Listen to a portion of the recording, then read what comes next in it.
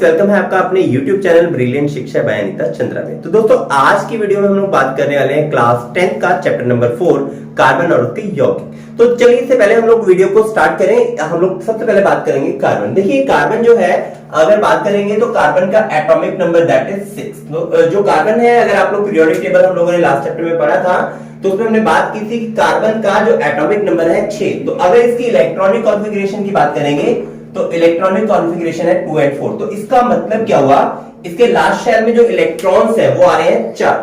अब अगर हम ऑक्टेट की बात करें तो कोई भी जो आपका एलिमेंट होता है वो क्या करता है, वो अपने आप को स्टेबल करने की कोशिश करता है। स्टेबल मतलब उसको लास्ट में 8 इलेक्ट्रॉन चाहिए, लेकिन यहां पर कार्बन क्या कितनी वैलेंसी है, 4, मतलब 4 इलेक्ट्रॉन और चाहिए। तो क्या करता है ये जो कार्बन है, अगर इसकी संयोजकता की बात करें, जिसको हम इंग्लिश में बोलते हैं वैलेंसी, तो इसकी संयोजकता है 4। तो इसका मतलब ये हुआ कि कार्बन को 4 इलेक्ट्रॉन और चाहिए अपने ऑक्टेट को पूरा करने के लिए। ऑक्टेट क्या होता है, जो लास्ट वाला शेल होता है, इसमें इसके इलेक्ट्रॉन चाहिए होते हैं 8। तो 8 इलेक्ट्रॉन के लिए संयोजकता कितनी हो गई, 4। तो अब प्रॉब्लम क्या आ गई, प्रॉब्लम ये आ गई कि 4 जो इलेक्ट्रॉन लेगा ये कहां से लेगा, या फिर अगर इन 4 इलेक्ट्रॉन को इसने छोड़ना है तो कैसे छोड़ेगा। तो देखिए, ये चीजें दोनों की दोनों पॉसिबल नहीं है। क्यों पॉसिबल नहीं, इसका रीजन है, रीजन ये 4 इलेक्ट्रॉन को पहली चीज होल्ड करके रखने के लिए बहुत सारी अमाउंट ऑफ एनर्जी रिक्वायर्ड होती है। मतलब इतनी ज्यादा ऊर्जा चाहिए कि वो किसी एलिमेंट के पास होना बहुत ज्यादा मुश्किल हो सकता है। तो इसलिए 4 इलेक्ट्रॉन को ले नहीं सकता। सेम वे 4 इलेक्ट्रॉन को छोड़ने के लिए भी बहुत ज्यादा ऊर्जा की जरूरत है, तो इसीलिए 4 इलेक्ट्रॉन छोड़ भी नहीं सकता। अब प्रॉब्लम क्या होगी, इसका मतलब क्या हुआ कि आपका कार्बन क्या कभी भी स्टेबल नहीं होगा। स्टेबल मतलब स्थिर नहीं होगा। तो अब यस, कार्बन भी अपने आप को स्थिर करता है, लेकिन करेगा कैसे, ना तो ये 4 इलेक्ट्रॉन लेगा और ना ये छोड़ेगा। तो फिर कैसे, तो उसके लिए ये क्या करता है, ये बनाता है सहसंयोजक आबंध।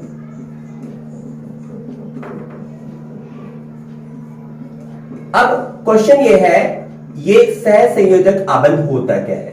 इसे इंग्लिश में बात कर लेते हैं, इस इंग्लिश में बोलते हैं कोवेलेंट बॉन्ड।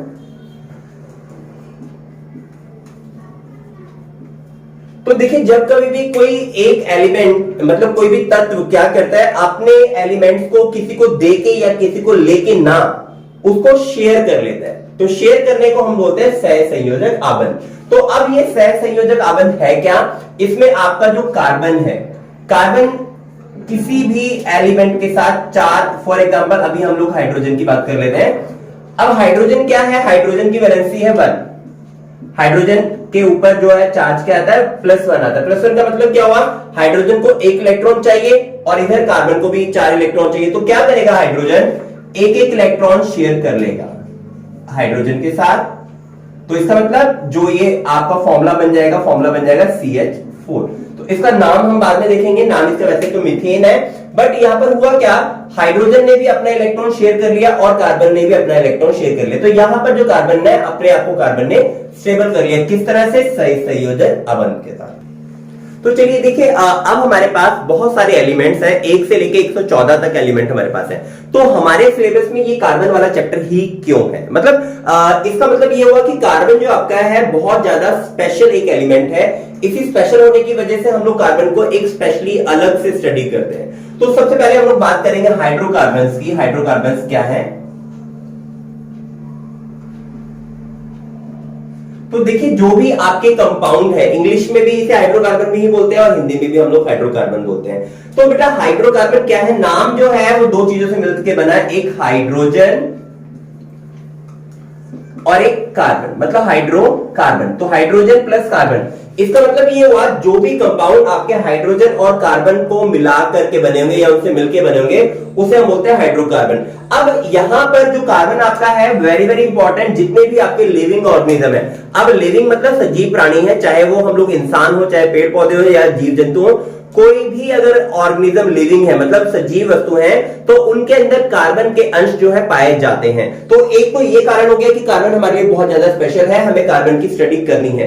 अब बात आते हैं हमारे चैप्टर के ऊपर कि हम लोग केमिस्ट्री के अंदर इसको कार्बन को क्यों स्टडी करते हैं। तो कार्बन की एक स्पेशल प्रॉपर्टी जिसे हम बोलते हैं श्रृंखलन,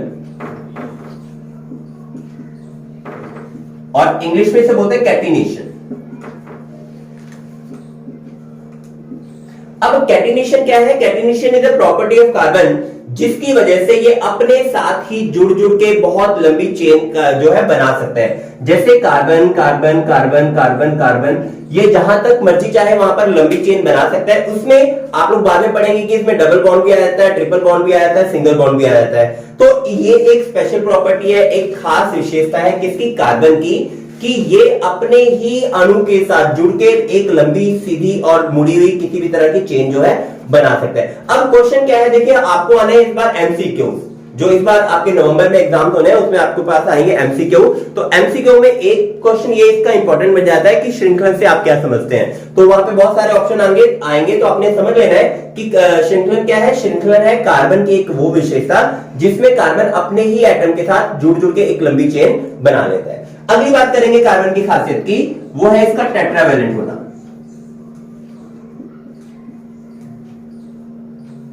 अब टेट्रावैलेंट का मतलब क्या है, टेट्रावैलेंट का मतलब इसकी जो संयोजकता है वो है 4। तो कार्बन की जो संयोजकता है वो 4 है, ये भी इसे बाकी एलिमेंट से जो है खास बनाती है। अब एक और इंपॉर्टेंट बात मैं आपको यहां पर बता देता हूं, हमने पढ़ा होगा N2 नाइट्रोजन 2। अब नाइट्रोजन 2 का मतलब क्या है, इसका मतलब है नाइट्रोजन नाइट्रोजन आपस में कंबाइन कर लेता है 3 एटम के साथ। उसी तरह अगर ऑक्सीजन की बात करेंगे तो ऑक्सीजन आपस में कंबाइन करता है 2 इलेक्ट्रॉन के साथ। तो अब यहां पर हुआ क्या, यहां पर इन्होंने पेयरिंग की है, लेकिन आपके पास जो कार्बन है वो आपका कभी भी 4 एलिमेंट के साथ कंबाइन नहीं करेगा, 1 2 3 4 1 2 3 4, ये पॉसिबल नहीं है। तो इसका रीजन क्या है, इसका रीजन सिर्फ यही है कि आपको 4 इलेक्ट्रॉन आपस में शेयर करने के लिए बहुत ज्यादा एनर्जी चाहिए, जिसकी वजह से वो स्टेबल नहीं रहता। तो आपने ये याद रखना है कि ऑक्सीजन जो है ऑक्सीजन के साथ जो है कंबाइन करेगा, 2 इलेक्ट्रॉन आपस में शेयर कर लेगा, नाइट्रोजन नाइट्रोजन 3 इलेक्ट्रॉन शेयर करेगा, लेकिन जो कार्बन है वो एक ही एटम दूसरे एटम के साथ 4 इलेक्ट्रॉन शेयर नहीं करेगा। मैक्सिमम कितने शेयर कर सकता है, मैक्सिमम 3 शेयर कर सकता है।